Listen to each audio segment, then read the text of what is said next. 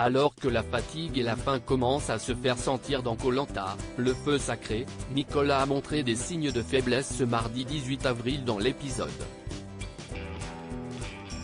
L'aventurier a en effet été victime d'un léger malaise.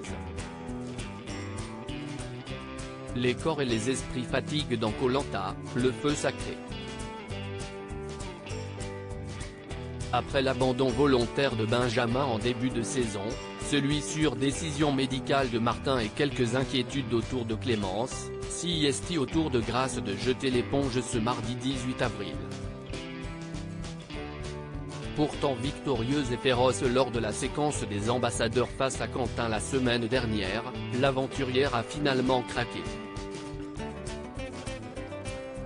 Ma famille me manque trop, ne voulait pas a-t-elle déclaré avant de céder sa place au chance Quentin.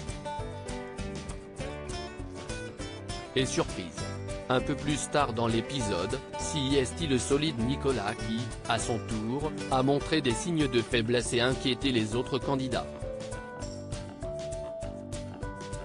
Nicolas, Koh Lanta, victime d'un léger malaise, un malaise de quelques secondes qui en dit long sur les conditions de survie drastiques dans le jeu de survie. Je suis dans mes limites au niveau la faim. Il faut que je me calme et que je gère mieux mon énergie. Je suis limite là. Allongé au sol et maintenu les jambes en l'air le temps de reprendre la totalité de ses esprits, Nicolas s'est vite remis sur pied malgré l'inquiétude des autres aventuriers.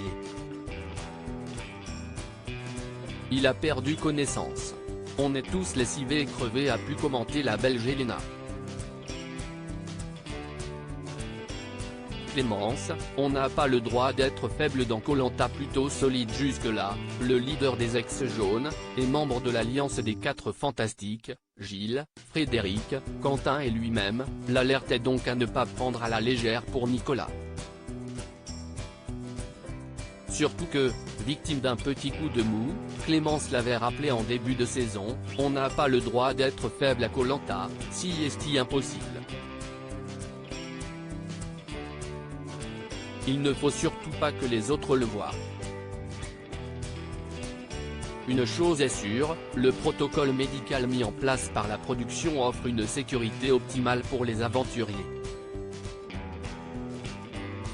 Composé de 4 niveaux, celui-ci va de la bobologie à l'urgence absolue.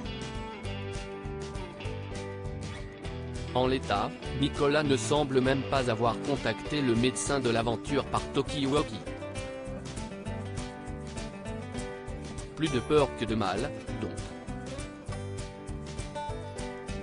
À lire aussi Nicolas, Koh Lanta, le feu sacré, règle ses comptes avec Grace après un gros tacle, tu vas apprendre à me connaître.